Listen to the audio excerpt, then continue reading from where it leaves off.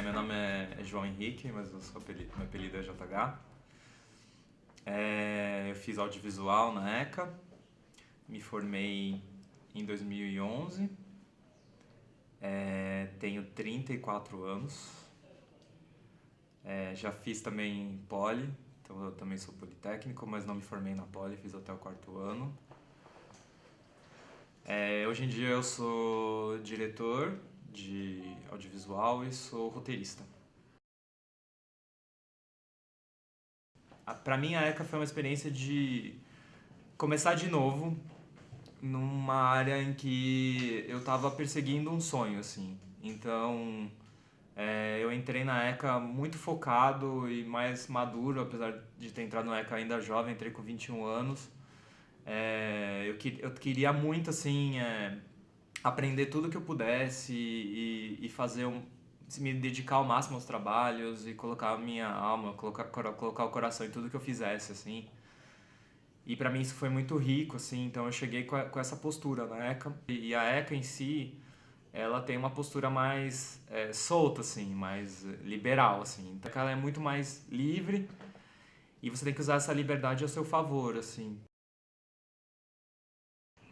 Teve um projeto que foi muito interessante durante a época de faculdade, que foi os projetos que a gente fez na greve de 2007. Que a gente fez toda uma força-tarefa para cobrir o que estava acontecendo na ocupação da reitoria naquela época. Foi muito enriquecedor, assim, durante a greve, ter um grupo, tinha uma liderança de veteranos muito interessantes, muito legais, assim, e era bem empolgante, assim, gravar e tal. A gente chegou até a conversar com o Fantástico, de lançar, a gente acabou não aprovando, mas foi muito interessante nessa época. Eu acho muito triste ver a ECA com grades. Eu já. Acho até difícil me locomover aqui, porque, por exemplo, quando eu cheguei, eu, antes você vinha pela prainha, né? Pra chegar aqui nos prédios do fundo, aqui, né? O prédio do CTR é aqui vizinho, né? E hoje em dia não dá mais, né? Você tem que dar uma volta no prédio, você tem que pegar uma grade, dar uma volta e entrar pela parte da frente do prédio, né? E a Quinta Igreja em si também era muito enriquecedor, assim, como experiência, assim, porque era gente de todos os cursos que vinha, né? Era bem interessante. E mais um projeto da ECA que participava, que era muito interessante, que era o canal da ECA, que chama, acho que canal da ECA, que era o Caneca. Aí nossa meta era fazer uma TV ao vivo, né? Então, a gente aproveitava a Quinta Igreja para isso, porque a gente montava um projetor na Quinta Igreja com umas caixas de som. A gente gravava uns programas durante um mês e tal, inventava umas histórias, inventava umas séries e tal. E a gente fazia a transmissão ao vivo na Quinta Igreja. Então era um evento mesmo, assim, sabe? A gente aproveitava o público da Quinta Igreja pra atrair a galera, assim, e fazer TV ao vivo mesmo. A gente chegou a fazer transmissão do estúdio ao vivo, um programa roteirizado, passando ao vivo na Quinta Igreja com pessoas entrevistando as pessoas na Quinta Igreja, assim, sabe? A gente chegou a fazer esse tipo de coisa, assim, que foi bem divertido, de integrar essa coisa técnica e artística, assim, que é massa, assim. E tem uns lugares que não existem mais também, que para mim eram muito especiais, que eram os estúdios antigos da ECA, do AV, né? Porque tinha o estúdio B, que era um estúdio muito antigo, muito fedido, assim, muito pequeno, completamente zoado, assim, mas que eu fiz muitos curtas como trabalhando nos curtas das pessoas, sabe? Tipo, não eram curtas nem meu, nunca cheguei a filmar lá dirigindo ou coisas que eu escrevi ou dirigi lá, mas era muito legal. Muito old school, assim, muito, assim, raiz o negócio, assim, sabe? Tipo, o cinema como a realidade do nu e crua, cinema brasileiro, baixo orçamento e difícil e improviso e ser criativo com improviso, sabe? Isso pra mim era muito o que significava o Estúdio B. E o Estúdio A do prédio antigo, porque o Estúdio A ficava na reitoria, que a gente chamava de antiga reitoria na época, que a reitoria não era mais lá e hoje em dia a reitoria voltou para lá, então não existe mais esse estúdio A. Era um lugar também que tinha as 3 câmeras ali, e eram umas câmeras muito velhas, assim, com as lentes mofadas, e a gente... E era todo um cheiro de velho, de mofo, assim, também, e era muito legal, assim, umas tapadeiras velhas com mil camadas de tinta, sabe? Que apesar de ser um negócio feio, velho, ele tem história, sabe? Eu sentia muito, assim, né? E acho que esses lugares eram muito marcantes pra mim, assim. E além disso também, as aulas que a gente teve que foram as melhores foram no Paulo Emílio, né? Que é a sala que tem a projeção de cinema também no prédio central, né? Eu não sei se ela existe ainda. Que a gente assistiu muitos filmes lá em aula que a gente nunca viria em película, né? E chegou um ponto que eu não aguentava mais, mas eu não tinha nenhum motivo para desistir ainda. E quando eu fui pego colando numa prova de eletrônica da Poli, aí eu senti que eu não queria fazer aquilo porque eu me senti muito feliz, assim, sabe? Tipo, eu falei, meu, esse não é o meu lugar, eu tenho que sair daqui. E pra mim, entrar na ECA foi uma forma que eu encontrei de começar de novo, assim, numa coisa que eu realmente estava querendo fazer e que eu estava querendo usar para me expressar e fazer coisas que eu realmente queria criar, assim, né? De se jogar no vazio, assim. Eu não sei se eu tivesse entrado diretamente, como seria, assim. Seria uma outra experiência, assim. Agora, dentro da área, eu tento me reinventar o tempo inteiro também, porque tem projetos que você tá fascinado e gêneros e formatos e de repente você tá neles e aí você cansa e você quer se reinventar de novo.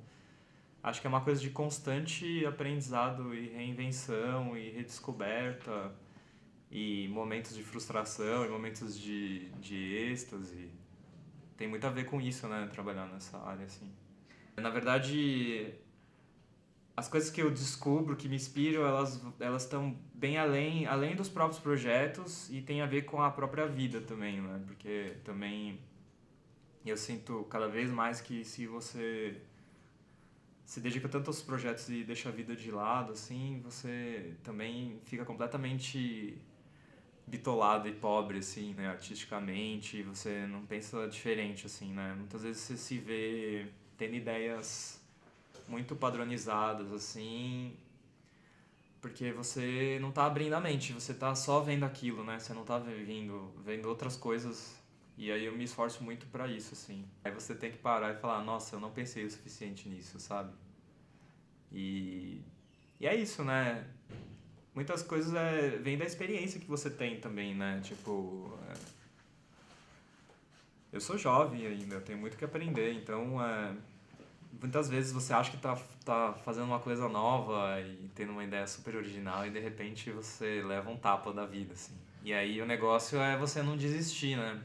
Porque muitas vezes seu próprio projeto ele tem um caminho que pode ser diferente. A questão é não insistir no que já tá feito, né? Mas mas é um desafio constante, né? De você criar coisas novas. É muito difícil, né? É uma coisa... E cada vez vai ficando mais difícil, porque você sempre vai se desafiando mais, assim, né? E aí vem as crises existenciais, todas essas coisas que também, no fim, elas são boas pra você mudar os caminhos, né?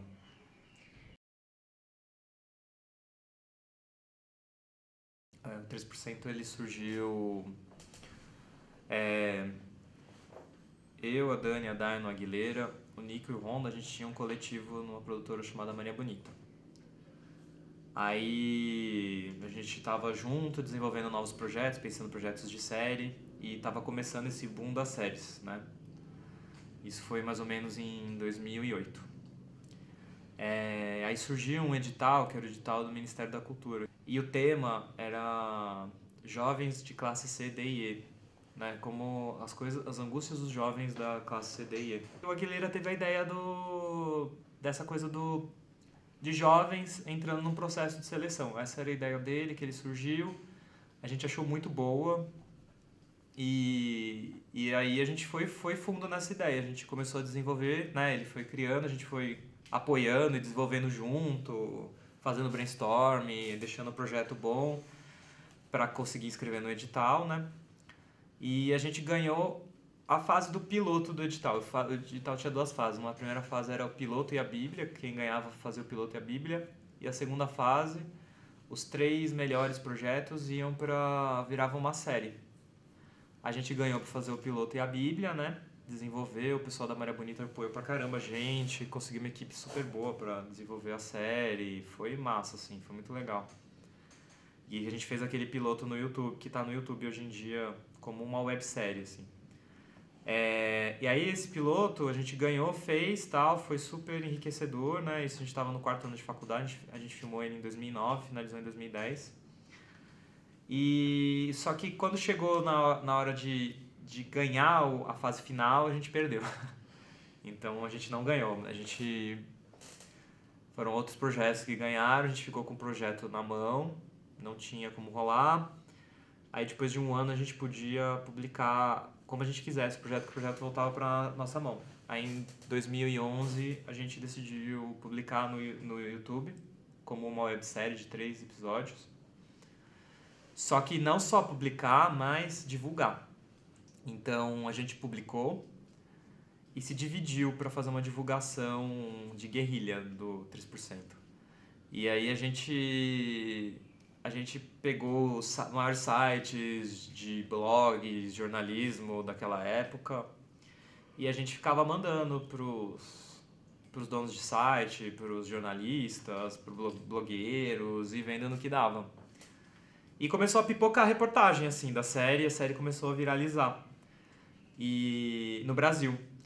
E aí a gente decidiu colocar a legenda em inglês e tentar uma carreira internacional, tentar fazer uma guerrilha internacional. Aí a gente começou a pesquisar e tal, sites internacionais. A gente ficou mandando umas coisas pro New York Times, não deu em nada. Aí deu a ideia de mandar pra Wired. Aí a gente mandou pra Wired, para alguns jornalistas da Wired, que a gente ia pesquisando no próprio site, encontrando os e-mails. 2 deles quiseram fazer uma reportagem sobre a série. E aí saiu na Wired e começou a ter gente de fora também vendo a série. E a gente fez essa campanha de querer conseguir um canal, entendeu? Então a gente divulgava pra que rolasse, como um canal comprasse a série, porque é uma série com um orçamento alto para produzir. A gente não conseguia imaginar essa série sendo produzida com um orçamento muito baixo, né? Uma série de ficção científica, distópica e tal.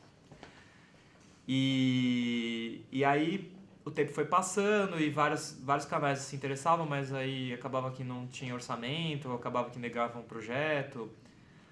A gente assinou com diferentes produtores, porque a Maria Bonita acabou fechando como produtora.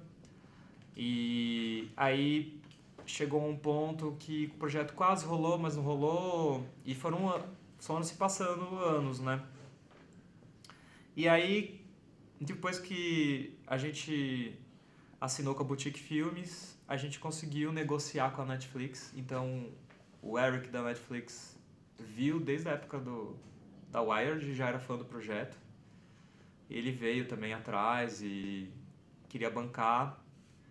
E quando a Netflix cresceu tanto no Brasil que, de repente, eles virou um lugar que um foco deles, assim, que foi muito legal, assim. E aí rolou, né, da série acontecer, né? É uma sensação,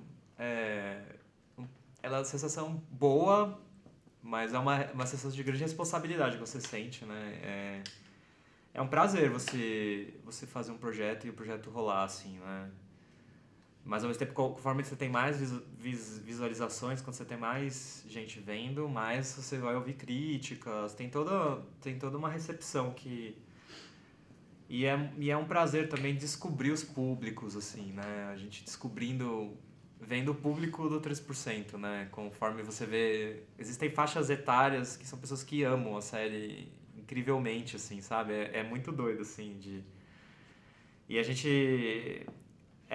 entender a proporção disso é uma coisa muito maluca, assim. Por isso que a gente tem essa reação do público para qualquer série ou filme que a gente faz, qualquer série ou filme que eu faço também, eu sempre acho importante entender como o público reage, como o público entende, porque é uma linguagem muito complexa o audiovisual, assim, nesse sentido que a gente não pode ser muito explicativo que fica chato, né? Mas ao mesmo tempo, você pode fazer uma coisa de um jeito tão abstrato, que ninguém vai entender nada. E a gente tá o tempo inteiro brigando pra encontrar o ponto ideal disso, que é aquela cena que você vai falar, nossa, que foda, né? Tipo, ou aquela coisa do público, quando o público fica muito orgulhoso de que entendeu o negócio ali, sabe? Tipo, isso é muito difícil de fazer, sabe? Tipo, quando o público tem essa sensação de que está sendo inteligente, sabe? E está sendo tratado como uma pessoa inteligente, a gente se esforça muito para isso. E sempre com as reações de qualquer coisa, de qualquer projeto que a gente faz, a gente vai se adaptando a isso, sabe? E aprendendo com isso, né? Vai ficar tudo bem, né? Eu acho que, na verdade, tem uma coisa que, na maioria dos cursos da ECA que eu acho que dá um pouco de medo, é que a maioria dos cursos da ECA não tem um mercado formal estabelecido de trabalho. Então, normalmente as pessoas vão demorar mais tempo para se estabilizarem ou ficarem mais independentes, né? E, inclusive as carreiras mais legais ou as iniciativas mais legais são as que não são de caminho já estabelecido ou carreiras já determinadas. E que é assim mesmo, faz parte demorar um pouco para conseguir a independência financeira, faz parte você passar perrengue, porque se você está indo atrás de um sonho, se você está indo atrás do seu talento, vai ser difícil, não é fácil. E tudo bem, o difícil vai fazer você aprender. Vamos lá. Bate-bola, jogo rápido, você vai falar a primeira coisa que vier na sua cabeça. Uhum. Tá bom? Prainha. Prainha, festa. Seu Fernando. Seu Fernando, Xerox. Grades. Grades? Horrível. Disco voador. Disco voador, tontura. Chorume. Chorume, não sei. Shot do pirata. Também não sei, tô fora desses. Calil. Calil, história. Marmita. Marmita também coisa de 7. Festeca. Festeca, tontura também. Quinta e breja. Quinta e breja, conversa. Bolo do caqui. Bolo do caqui? Nossa, tá famoso o bolo do caqui agora? Olha só. É gostoso. É isso. Legal. A minha dica é não trilhe o mesmo caminho que eu. Trilhe o seu próprio caminho. Porque eu acho que cada um tem o seu caminho. E você tem que ser muito sincero com o que você quer criar. Não adianta você querer copiar alguém por status, ou por nome, ou por resultado. O processo é mais importante que o resultado. Então, a minha dica é que entre na faculdade querendo descobrir o que você está querendo dizer junto com o que você vai aprender para expressar isso.